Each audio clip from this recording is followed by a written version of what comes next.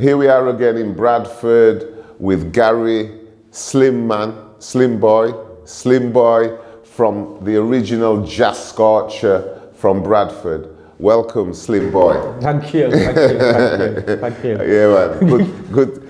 I didn't even realize I'll say this. I didn't realize he was called Slim Boy till today, and he's still slim. 40 years later, he's still slim. Welcome. Like I said, we're here in Bradford to speak to Jazz Scorcher. Okay, G, great to have you here. Sorry we couldn't get the meeting on the other day, but you know how things are. Yeah, Quick, I've got a couple of questions for you about Jazz Scorcher, and I know you're the man with the knowledge. What do you know what the inspiration was setting up Jazz Scorcher? Well, Jazz Scorcher was founded off a smaller sound system that in Bradford. You know, if you people that know the demographics of Bradford can understand that Bradford being a city as it is, and the group of guys that started the first sound system that we had came from all parts of Bradford. Bradford's not like Leeds, where you've got Chapeltown, where the heart of the black communities. Bristol, you got St Paul's. Manchester, you got Moss Side. Bradford, what the Bradford Council did, they separated the black communities, scattered us all over, right? So when we first started our sound system, it was a group of guys who came from, if you know the areas, it's like Buttershaw, Canterbury, Swain House, Wetley, all them sort of areas. A group of guys came together and created a sound system called Sharks. We were Sharks before we became Jazz Scorcher. So we had a little sound system back in the days. You know, we was getting on the bus with our speakers and as little amplifiers and going to all these youth clubs and playing on the bus. Okay. And playing in these predominantly white people's youth club, where all the black people would start coming to these youth clubs because we had nowhere else to play. What was the name of one of them youth clubs? We played at, well, in the black communities youth club, we played at St Patrick's Youth Club, we played at St Joseph's, we went to Buttershaw and played at the Buttershaw Youth Club and them sort of places, and that was a major in itself, to play in a predominantly white areas. And so when did you actually become Jazz Scorcher? When did that happen? Well, what happened was, because we was a small sound and we were building up a momentum in Bradford, we had a following, 100 plus strong following as a small sound system. Black Barry, or Rusty, or whatever you want to call him, he had his own sound system, which was Black Barry Hi-Fi, and it wasn't a challenge as such, but we challenged them to a sound off, like you do. And this was happening in what was a club called the Zodiac Club just off Little Horton Lane. So we played against the sound, which was Black Barry Hi-Fi. Black Barry Hi-Fi, which was quite a big sound for Bradford. It was the sound in Bradford, actually. And after our little, confrontation or clash with that sound system, Barry asked us to join his sound. Okay, so you lot were the young guys. We was the young guys, so he had some bigger people, some bigger man that run his sound, and he asked us to join his sound. And what he wanted to do was, because the sound was quite big, he wanted to split the sound in two and give us half, and the other man said, we just went, no, we take over the sound. And so once we took over the sound, the guys got together looking for a name. I can't really remember how the name came about, but somebody must have suggested it, because Scorcher was something about Scorcher that I can't remember what it was, and Jazz Scorcher was born on after that. Yeah, what year was that? What year was Jazz Scorcher born? That was probably 75, 76. We was 16-year-olds, 15, 16-year-olds. So we had Sharks for about a year when we was about 15. So we were still at school when we had the sound system. And Scorcher was probably about 76, I would have said, 75, 76. So that was the launch of Jazz Scorcher. That was the launch of Jazz Scorcher, yeah. Okay, and how many was in the sound? Some of the guys, can you remember some of the guys' names? Yeah, the big sound. We had it was a lot of us in the sound. The sound was formed actually with the help of two guys who came from London to help who actually created what Jazz Scorcher was. So you had Zeddy and Eddie Fisher. They were the two key guys who actually got the guys together and made the sound. And then after that, you had Paul Joseph, God rest his soul, who's now passed away, you know.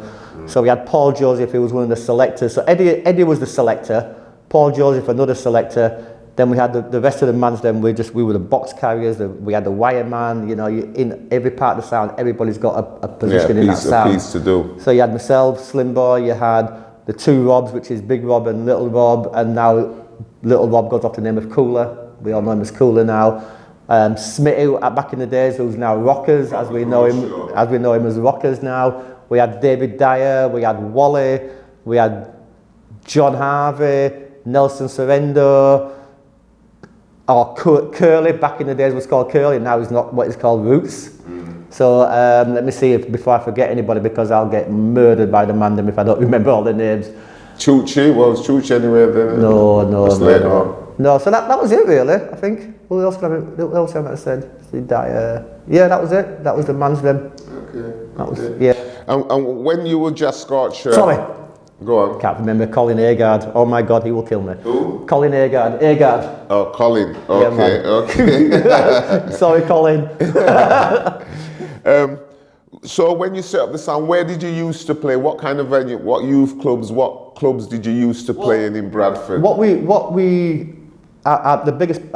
main place that we played was Green Lane. Green Lane. We formed the Green Lane Youth Club, and we actually played at the Green Lane, and later on other sounds played there as well. But that was ultimately where we started I think I was at probably our first major places to play was Green Lane. Green Lane, yeah. And then Green Lane became, as people know, Green Lane became, it was a youth club. Yeah, yeah. And it became the main place where all the sounds from all over came to play eventually. But that's where we started. And where was that around the same time as Scouts Hall? Scouts Hall was before Green Lane actually. Yeah. We actually, Sharks themselves started off Scouts Hall. Okay. So when we started off as Sharks, we started off in Scouts Hall. Okay. And that was our first venue that we played. It was a little hut, and we used to ram it out. And we outgrew that very, very quickly. But yeah, Scouts Hall was started off by Sharks before Scorcher.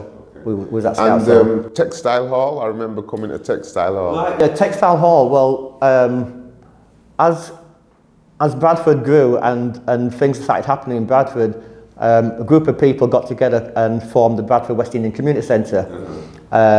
And at that time, I was the social secretary for the Bradford West Indian Community Centre.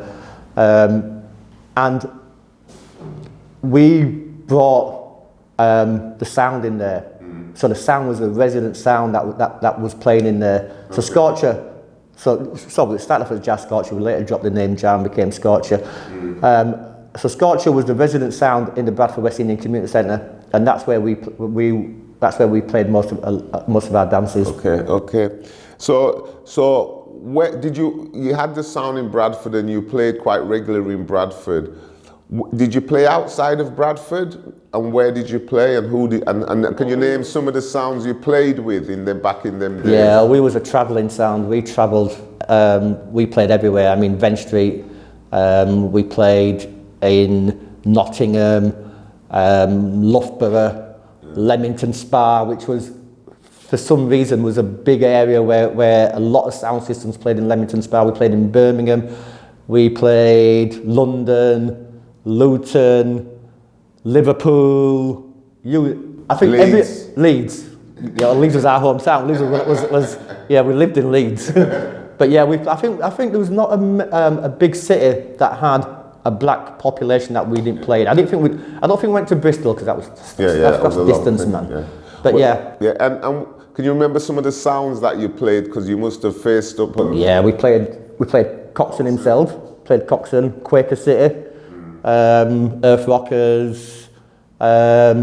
Did we play? We haven't played Tubby. Who else did we play? Fat Man. Yeah, we played Fat Man. Got embarrassed against people like that. But yeah, I think there was not any major sound in England that we didn't play. Yeah. We played them all, whether or not we played them on their territory or we brought them to Bradford, but we played against every single major sound. I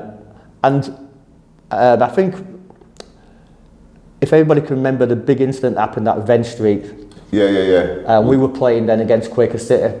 Was that when Gregory Isaacs was supposed to be on stage? No, it was just us against Quaker City, and something happened at the bar, didn't it? Yeah, and it erupted and we were jumping all over the bar and everything. And it wasn't a nice incident. When you look at it now and you talk about it now, it wasn't a nice incident, but it was unsavoury. But yeah, we were playing that night against Quaker City. Quaker City. Yeah. So is there one dance Scorcher played that you really remember when you look back, apart from that one that you had the big fight at? You know what? I think one of the dances that we played at was in Leamington Spa. Yeah. I can't remember who we were playing against, to tell you the truth, but that always sticks in my head as being a fantastic night. You know what I mean? As a youth boy, and you're travelling all the way down to a place like Leamington Spa, which you never even heard of before.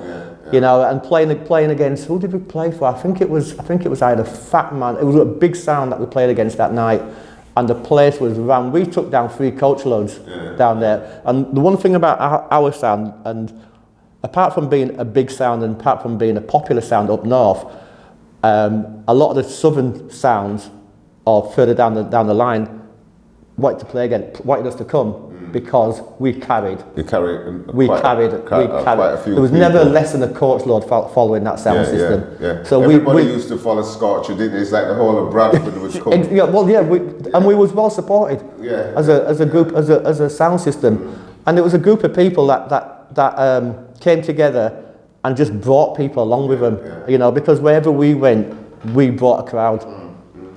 Okay, next question. Back in them days, where did Scorcher get their music? How did they come by their music? Well, it's like most people. I mean, we used to go down to London to dub vendors. We used to go to, what's the one in Paddington? I can't remember its name now. But even Jumbos in Leeds. But we happened to get a lot of music straight from Trojan themselves, or Island Records in them days and all that sort of thing. We got a lot of music from them, and obviously we got the dub plates that all sound systems in them days had. You know, you have to have your dub plate. We got them specially made for us back in the days. So did Barry have contacts in Jamaica? Barry had contact. More Eddie Fisher had the contacts in Jamaica. Fisher was the main contact. Plus, Fisher came from London, and he had all the contacts in London, and he had all the contacts in Jamaica, and often enough Fisher would be flying up to Jamaica and come back with a stack of records, stack of dub plate, you know what I mean? And Fisher was the main contact. Fisher and Zeddy, they were the main. So Fisher was your main kind of source for getting... Fisher was the main man behind the sound, actually. Barry owned the sound, but Fisher was the man he was the main man behind the sound. Okay. And... I mean, we're coming to the end of this. It's quite interesting. Does the sound still play? No, the sound, when we left, probably about early 80s when we all finished, we all went our separate ways. You know, people had different things. But we passed on the sound to Barry's son, Big Belly Man, as most people call him, Clive. And he carried the sound on for quite a while after us, so that, until Clive passed away. And I think that once Clive passed away, that was the downfall of the sound. The sound started. That was it. Then after that, Scorcher.